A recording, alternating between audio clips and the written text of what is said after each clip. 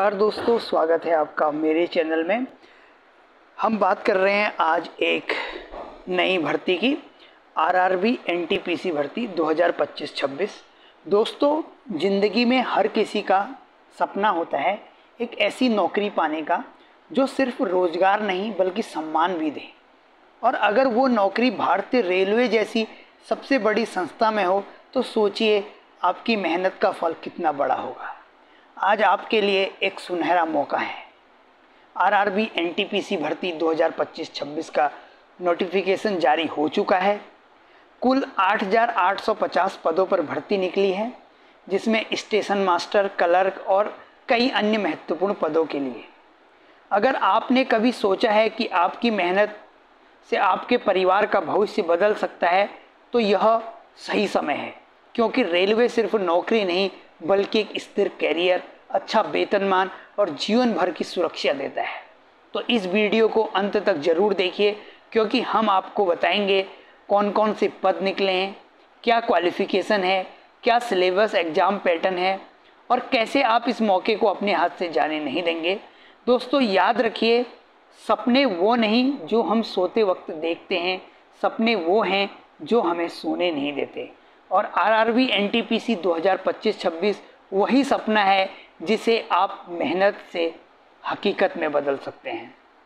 तो आइए देखते हैं। तो जैसा कि ये एक नोटिफिकेशन जो रेलवे की तरफ से जारी किया गया है, अभी इसका फुल नोटिफिकेशन उस तरीके से नहीं आया है, लेकिन यहाँ पर सभी चीज़ें बता रखी कि कितनी पोस्ट होंगी, किस डिपार्टमेंट में होंगी। और इसमें दो कैटेगरी हैं, एक है ग्रेजुएट लेवल, एक है अंडर ग्रेजुएट लेवल। तो वो यहाँ पर क्लियर किया है कि जो जैसा कि आपने यहाँ पर देख रहे होंगे आप, एनटीपीसी ग्रेजुएट लेवल में जो पोस्टें हैं, स्टेशन मास्टर है, डिपार्टमेंट ट्रैफिक एंड ऑपरेटिंग का है, पे लेवल 6 है, अप्रूव्ड वैकेंसी 615 हैं अभी यहाँ पर। तो स्टेशन मास्टर पे लेवल 6 यानी कि सेंट्रल गवर्नमेंट में पे लेवल 6 की जॉब अपने आप में एक बहुत बढ़िया जॉब है। और दूसरा है good train manager traffic operating का है, लेवल 5 की जॉब है, 3,423 यहाँ पर पोस्टें हैं। ट्रैफिक असिस्टेंट मेट्रो रेलवे है, ट्रैफिक ऑपरेटिंग डिपार्टमेंट रहेगा, पे लेवल 4 है, 59 पोस्ट हैं। चीफ कॉमर्शियल कम टिकट है, ट्रैफिक कॉमर्शियल का है, सुपरवाइजर CCTS यानी कि पे लेवल 6 है और 161 यहाँ पर अप्रूव्ड पोस्ट हैं। जूनियर अकाउंट्स असिस्टेंट है जो अकाउंट डिपार्टमेंट का है, लेवल 5 है और 921 पोस्ट हैं। यदि हम अंडर ग्रेजुएट की बात करें तो ट्रेन क्लर्क है, ट्रैफिक ऑपरेटिंग डिपार्टमेंट रहेगा, पे लेवल आपका 2 रहेगा, वैकेंसी जो रहेंगी वो 77 रहेंगी। कॉमर्शियल कम टिकट क्लर्क यानी कि CCTC ट्रैफिक कॉमर्शियल में डिपार्टमेंट रहेगा, पे लेवल 3 का रहेगा, 2,424 पोस्टें हैं। अकाउंट्स क्लर्क कम टाइपिस्ट है, डिपार्टमेंट अकाउंट रहेगा, पे लेवल आपका 2 रहेगा, 394 इसमें अभी तक पोस्टें हैं। जूनियर क्लर्क कम टाइपिस्ट है जिनका डिपार्टमेंट जनरल रहेगा, पे लेवल 2 रहेगा, टोटल वैकेंसी 163 हैं, यानी कि 3,058 ग्रेजुएट लेवल मतलब अंडर ग्रेजुएट में हैं, बाकी आपकी जो बची वो ग्रेजुएट लेवल की हैं। ये अब मैंने आपको यहाँ पर एक नोटिफिकेशन मतलब कौन से जोन में कितनी वैकेंसी हैं, किस पोस्ट के लिए कितनी हैं, ये मैंने यहाँ पर सब ये डाला हुआ है। जो भी रेलवे की तरफ से आरआरबी एनटीपीसी की तरफ से जो है वो यहाँ पर ये मैंने आपको इसमें डाल दिया है। 2 एनेक्जर हैं, एक ग्रेजुएट लेवल का है और एक अंडर ग्रेजुएट लेवल का है, आप इसको देख सकते हैं। मैं इसका ये PDF अपने टेलीग्राम चैनल पर भी डाल दूंगा, जो कि सेम चैनल है स्टडी विथ सोशल इम्पैक्ट, जो मेरा यूट्यूब चैनल है। और मैं इसका लिंक वगैरह मैं अपने यूट्यूब के डिस्क्रिप्शन वगैरह में भी डाल दूंगा। तो अब चलिए मैं इसको थोड़ा सा और विस्तार से यहाँ पर समझाने की कोशिश करता हूँ। इसमें जो वैकेंसी है मैंने आपको पहले बता दिया, 8,850 वैकेंसी है। और जो इसका नोटिफिकेशन जारी हुआ है वो रेलवे की तरफ से CEN 06/2025 under graduate and graduate के हिसाब से जारी हुआ है।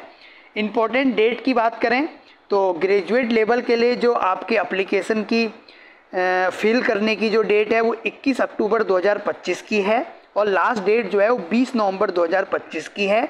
यदि मैं अंडर ग्रेजुएट की बात करूं तो आवेदन शुरू करने की जो डेट है वो 28 अक्टूबर 2025 है और जो लास्ट डेट है यानी कि अंतिम तिथि जो है वो 27 नवंबर 2025 की है। अब वैकेंसी की डिटेल देखते हैं। ग्रेजुएट लेवल में 5800 पद हैं, जिसमें पोस्ट के नेम इस प्रकार हैं। स्टेशन मास्टर है, गुड्स ट्रेन मैनेजर है, ट्रैफिक असिस्टेंट है, सीनियर कलर कम टाइपिस्ट है। बाकी मैंने एनेक्जर 1 एनेक्जर 2 में जो गवर्नमेंट की तरफ से रेलवे की तरफ से जो जारी हुई है उसमें आप देख सकते हैं किस रेलवे जोन में कितनी पोस्टें किस उसमें आई हुई हैं, उनको आप वहां से देख सकते हैं। अंडर ग्रेजुएट लेवल में 3050 पद हैं, जिसमें ticket clerk, accounts clerk, junior clerk और ट्रेन्स क्लर्क के ये पद हैं।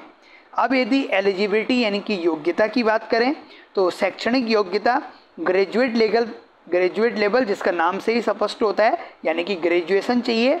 अंडर ग्रेजुएट का मतलब 12वीं पास, 10+2 पास्ड है। एज लिमिट ग्रेजुएट के लिए 18 से 36 वर्ष है और अंडर ग्रेजुएट के लिए 18 से 33 वर्ष है। अलग अलग कैटेगरी के हिसाब से कुछ छूटें रेलवे की तरफ से इसमें दी जा सकती हैं। यदि सैलरी की बात करें इसमें एज ए पर पोस्ट के हिसाब से अलग अलग है, पे लेवल के हिसाब से जिसका 6, 5, 4, 2, 3 इस तरीके से हैं। यानी कि इसमें जो बेसिक पे की मैं बात करूं 19,900 से शुरुआत होती है और 35,400 तक इसमें बेसिक पे रहने वाली है। उसके बाद अलाउंस वगैरह होते हैं जो जिसमें HRA होता है, आपका डियरेंस अलाउंस होता है, आपका TA होता है और मेडिकल अलाउंस वगैरह, ये सब कुछ आपको भत्ते वगैरह जो अलाउंस होते हैं ये आपको मिलते हैं। सिलेक्शन प्रोसेस की बात करें तो इसमें एक प्रकार से मतलब बेसिकली जो एग्ज़ाम होने वाले हैं वो 2 होने वाले हैं। CBT 1 जो कि कंप्यूटर बेस्ड टेस्ट है, CBT 2 ये भी कंप्यूटर बेस्ड ही टेस्ट होने वाला है। इसमें आगे पूरा सिलेबस को हम अभी देखेंगे। उसके बाद जिस पोस्ट के लिए स्किल टाइपिंग टेस्ट की रिक्वायर है उसके लिए स्किल टाइपिंग टेस्ट होगा, जिसके लिए नहीं है उसके लिए नहीं होगा। उसके बाद डॉक्यूमेंट वेरिफिकेशन होगा और आफ्टर देन आपका मेडिकल टेस्ट वगैरह होगा। उसके बाद यदि हम एप्लीकेशन फ़ीस और कैसे अप्लाई करना है उसकी बात करें तो जनरल OBC EWS के लिए जो एप्लीकेशन फ़ीस है वो 500 रुपये है। SC ST PWD महिला फीमेल के लिए ये फ़ीस 250 रुपये है। कैसे इसको ऑनलाइन करना है उसके मतलब जो भी रेलवे की जो आधिकारिक वेबसाइट है RRB की वेबसाइट है उस पर जाके आप इस चीज़ को कर सकते हैं। इसके लिए यदि आप चाहेंगे तो आप मेरे को कमेंट करेंगे तो मैं इसके लिए एक वीडियो बना दूंगा कि किस तरीके से फॉर्म फिलअप करना है। उसके बाद एग्ज़ाम पैटर्न की बात करते हैं, ये सबसे इम्पोर्टेंट होता है सबको। जो लोग अभी 12th पास हुए होंगे या जो अभी ग्रेजुएशन जिन्होंने अभी किया होगा, अभी तक उन्होंने कभी सोचा नहीं होगा कि मैं एग्ज़ाम गवर्नमेंट की तैयारी करूंगा और इस तरीके से नोटिफिकेशन देख के या रेलवे की पोस्टों की संख्या को देख के आपका मन भी बन सकता है कि आप भी गवर्नमेंट एग्ज़ाम की तैयारी करें और गवर्नमेंट एग्ज़ाम में सफलता पाएँ। तो उसके लिए मैंने यहाँ पर बढ़िया तरीके से आपको यहाँ पर समझाने की कोशिश करी है। स्टेज 1 स्टेज 2 को, स्टेज 1 में CBT 1 है, ये रेलवे का लगभग सेम पैटर्न रहता है चाहे आप कोई भी एग्ज़ाम ले लो। रेलवे 2 मतलब CBT 1 CBT 2 के तरीके से ही एग्ज़ाम में करता है और जो CBT 1 होता है वो ज़्यादातर केस में स्क्रीनिंग टेस्ट होता है। स्क्रीनिंग का मतलब होता है कि इसमें आपको एक क्वालिफाई करने का मार्क्स बता देगा कि जर्नल वालों के लिए इतने % लाने हैं, OBC के लिए इतने, SC के लिए इतने, ST के लिए इतने और PWD के लिए इतने।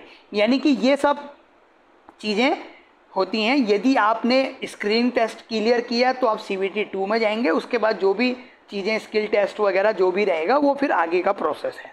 तो CBT 1 में वही 100 क्वेश्चन रहेंगे।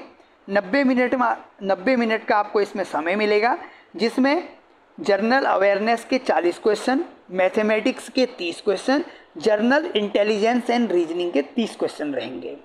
क्या सिलेबस रहेगा वो भी हम इसी में बात करेंगे।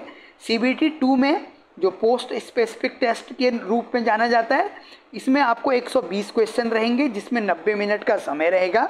यानी कि जर्नल अवेयरनेस के 50 क्वेश्चन रहने वाले हैं, मैथमेटिक्स के 35 क्वेश्चन रहने वाले हैं और जर्नल इंटेलिजेंस रीजनिंग के 35 क्वेश्चन रहने वाले हैं। देखो यहाँ पर जो आपने CBT 1 देखा क्वेश्चन 100 थे, टाइम वही 90 मिनट का था।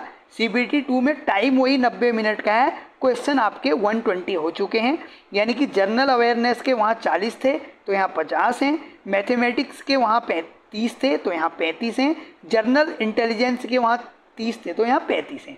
यानी कि यहाँ पर क्वेश्चनों की संख्या बढ़ेगी, थोड़ा सा लेवल भी आपका बढ़ेगा। नेगेटिव मार्किंग आपकी वही 0.25 मार्क्स पर रॉन्ग आंसर के रहेंगे।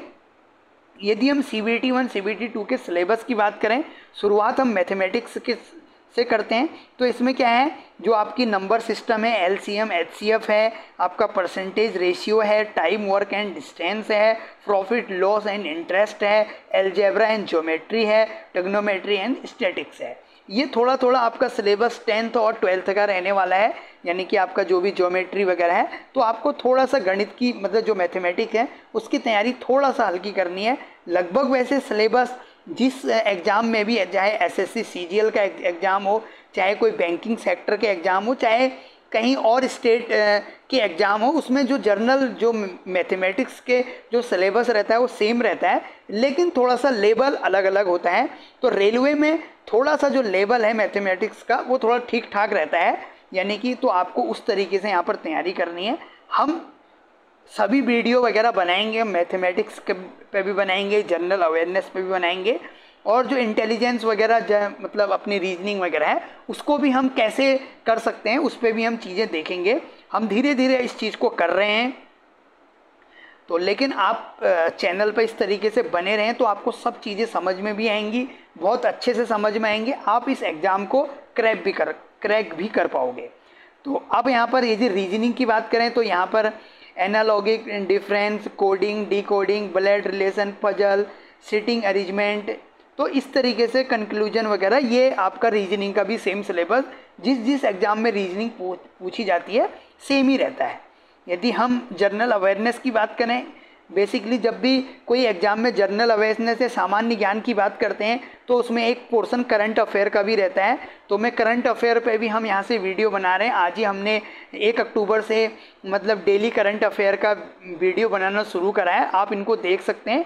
एग्ज़ाम के हिसाब से ही हम चीज़ों को देख रहे हैं कि किस तरीके से एग्ज़ाम में क्वेश्चन बन सकते हैं और किस तरीके से आपकी जनरल अवेयरनेस या सामान्य ज्ञान से आप अपडेट रह सकते हैं।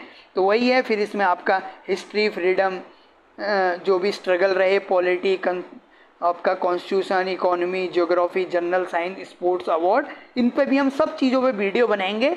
आप चैनल को सब्सक्राइब और लाइक वगैरह यदि करोगे तो आपको जाहिर सी बात है आपको ये वीडियो वगैरह निरंतर मिलती भी रहेंगी और आप देखोगे तो आपको लगेगा कि आज तक की जो वीडियो थी ये उनसे काफ़ी हटके होने वाला है।